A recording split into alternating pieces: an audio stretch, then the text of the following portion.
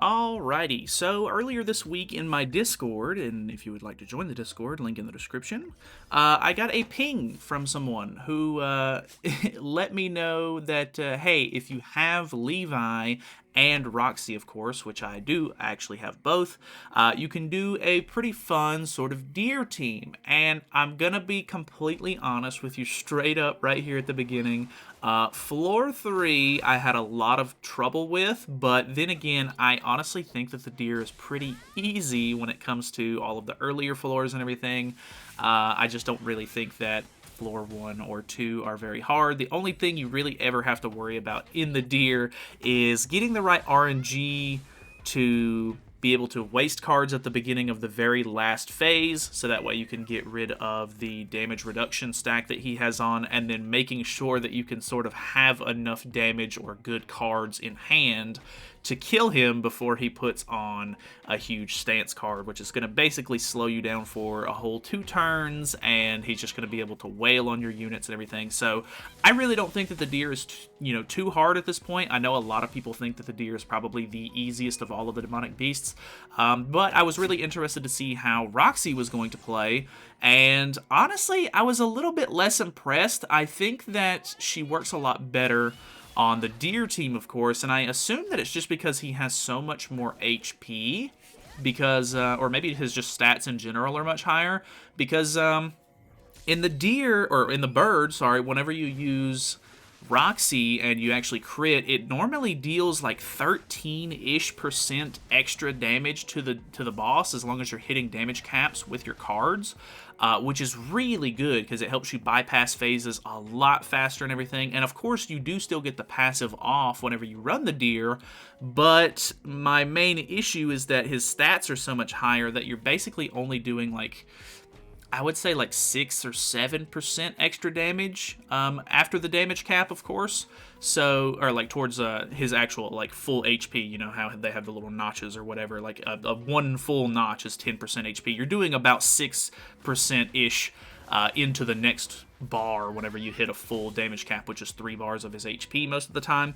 So it didn't help out nearly as much as I was maybe wanting it to, or hoping that it would. And Levi is very gimmicky, I guess. Like, it's good because you're running against one single enemy, so he's basically going to crit no matter what whenever you use an attack card from him, which is nice, I guess, but I didn't buy any of his extra cosmetics or anything back in the day, and base Levi, he's pretty old. Like, he really doesn't have a whole lot going for him other than the fact that he literally does guarantee crit. So, I mean, I guess it's nice, like, you do get that extra bit of damage off every time that he hits, but unless you have, like, a really high-level card, which isn't necessarily too difficult because of the way that Jormungandr's Relic works, with it ranking up cards and everything, unless you're basically using a level 3 single-target card from him, you're probably not going to hit damage cap, which means that you're not really going to even be getting that much extra damage off, unless you're, it would be better off if you just ran a different unit who was consistently hitting damage caps and stuff instead.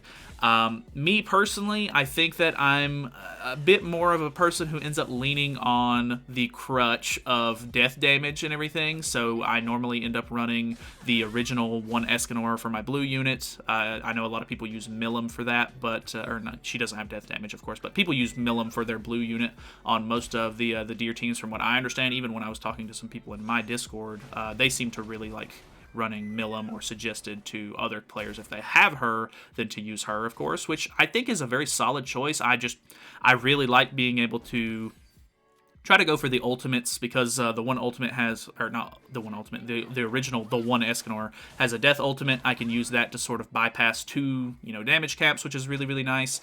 And I also try to run Freyr as well, which is really good for bursting down. I don't know. I think that there's a lot better options than running Levi nowadays. It was kind of a fun run. It almost felt like a challenge run to me more than anything, but I don't know. I think a lot of people are wanting to either fast farm this and get it over with as quickly as possible, so that way they can get their sort of holy relic materials and build relics and everything. But for me, I already have all of the relics for, the deer, so there's not really even any reason for me to run it other than maybe get gold cubes. Because for whatever reason, this is the only boss out of the 4 lineups that actually gives you gold cubes, if I'm not mistaken. I don't think Nidhogg gives them to you. So that's a little bit troublesome, and really the only reason I even need those is because of the King exchange event that happens during festivals and collabs and stuff like that. They tend to make it to where you can trade gold cubes for, I want to say, anvils, or maybe it's Super Awakening coins or hammers or something.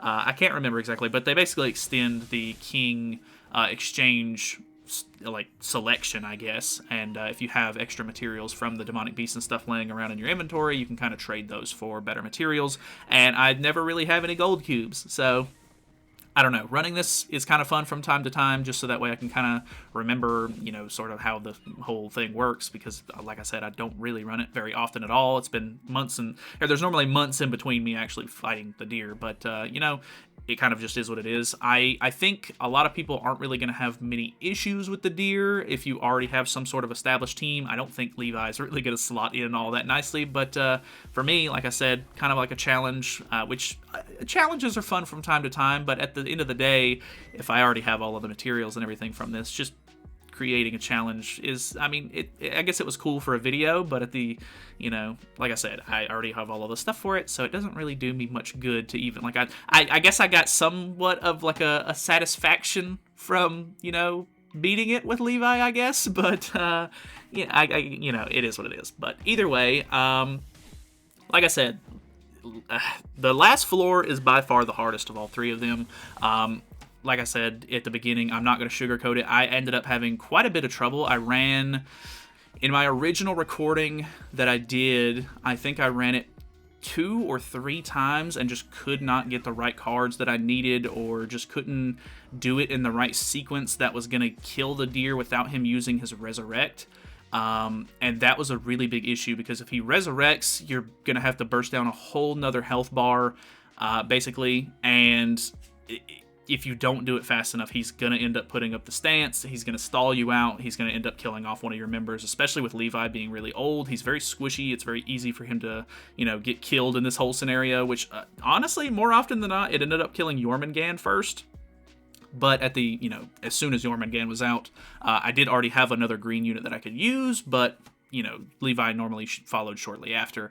So once you get rid of a whole color wheel, you know, character on your team, it's, you know, you can't complete the gimmick of being able to use, you know, cards in sequence and everything, so it just kind of crumbles your run apart. So I don't think that this is really like a team that I would recommend to anyone. I don't even really know that I would recommend using Roxy. I mean, she helps a little bit, I guess, but at the end of the day, like, if you're using someone like Freyr, for example, only his stance removal card is going to be able to crit. Well, I mean, I guess his ultimate could too, but his regular cleave card is the one that normally does the most damage, and yeah, that card can't crit. So, you know, it just kind of is what it is. I mean, I guess maybe I could mess around with it a little bit more. Brunhild honestly was like top tier, I have to say, if you're gonna run either bird or deer. I know in the bird video that I did for Roxy, a lot of people were saying that I could just remove, I think it was Melly off of my team, because I typically use him just to beat through with the Amplify card. You can definitely just use Brunhild, because Brunhild's card, I have the green Brunhild's gear set with half crit chance, half attack gear. Or like it's an attack crit damage set, but my attack pieces are half crit damage, half attack substat rolls, is what I'm trying to say here. So she has a really good chance to crit. Both of her cards are single target, so they deal really big damage, which is really nice. Dropping all 3 of those Sublimity of Valkyries was really nice, by the way, I guess, if I needed them, but I don't know. But either way, yeah, Brunhild is a really good character to run on this. I definitely recommend it if you're going to run her at all, but I don't know. I don't think that the deer is really that difficult. You probably already have a better team in general. I typically like to use Red Elat, and I know that kind of throws people off sometimes, but she's really nice if you want to try to survive with your ultimates and not get your ult move gauge removed in the very last phase. But either way, that's pretty much it for me. Thank you guys so much for watching. Let me know if this was entertaining at all, I guess, and I don't know, if you have any other sort of interesting ideas. I don't really like running weird, wacky teams for the Demonic Beast most of the time, because they end up being a lot more trouble than they're worth. But I don't know, if it's interesting enough, I might take a look at it. I don't you know, like I said, I don't typically run this stuff just for fun. But either way, thank you so much for the suggestion. Feel free to join the Discord down below. Thank you guys so much for watching. Feel free to subscribe, and I'll see you in the next one.